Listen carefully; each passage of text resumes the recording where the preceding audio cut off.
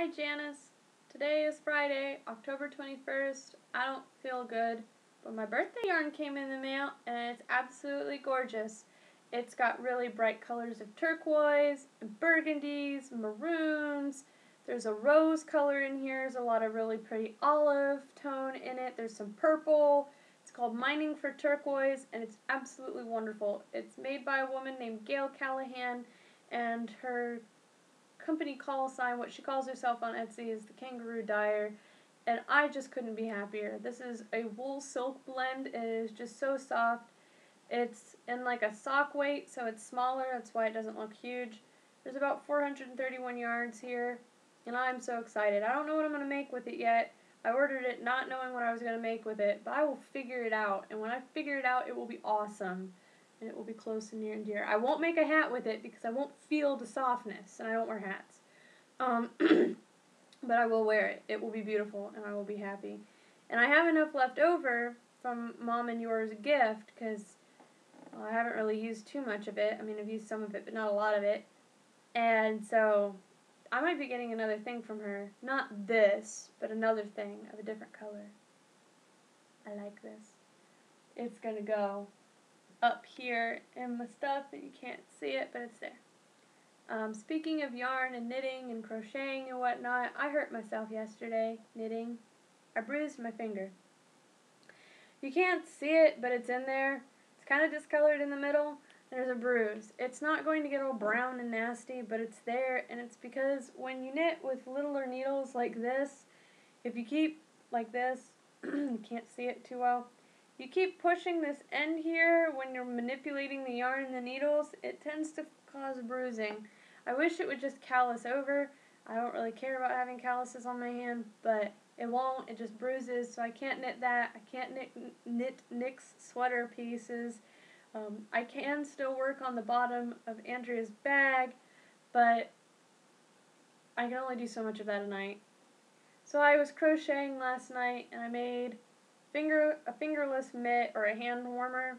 I made a pair of these. You never saw them because I was out of the house by then, but I made a pair like these. This is just straight up me.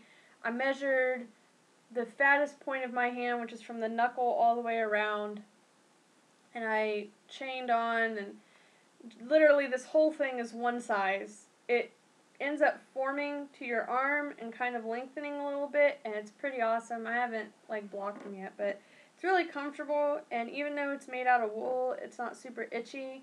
They will be warm. It doesn't look like they're warm, but they're not meant to be worn outside during frigid weather. They're more for indoors. I know you've seen them, but if your hands get cold, you can always just do this. I used to do that all the time with mine.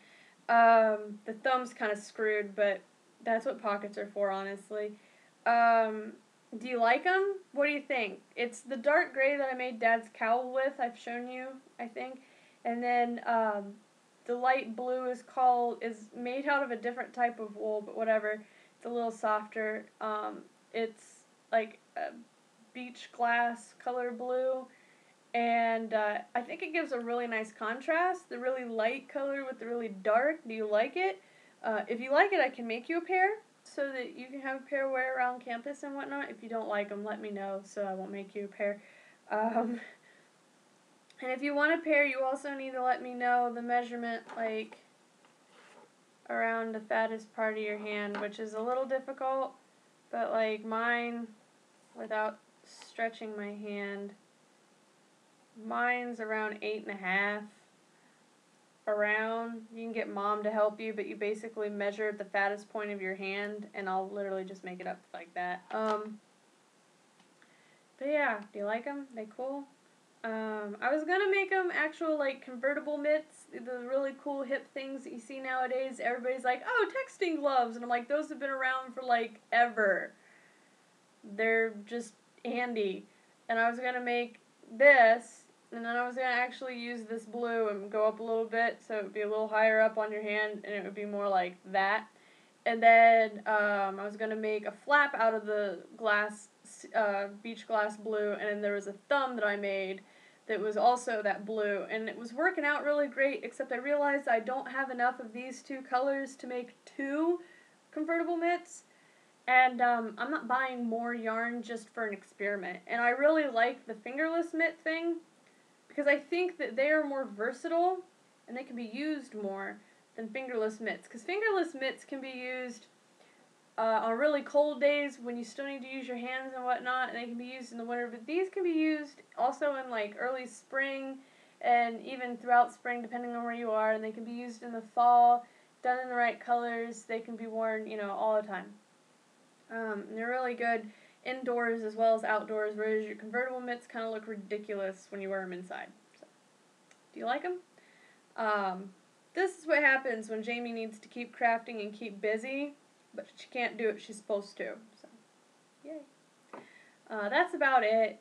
I took Woody to the dog park today, and he got bored because he doesn't play, so I don't bring toys, and he sniffed everything. So he came and he stared at me and he was like, "Mom, I want to go back in the house." But I was crocheting the second one. I've got 5 rows done, and I was like, "Woody, just kind of find something to do. I want to sit outside." And he was like, "Nope, I want to go in."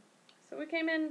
He's a very boring dog. He's nowhere to be found right now. He's refusing to hang out with me. I think he's in his orthopedic bed. Alright, I'll let you go.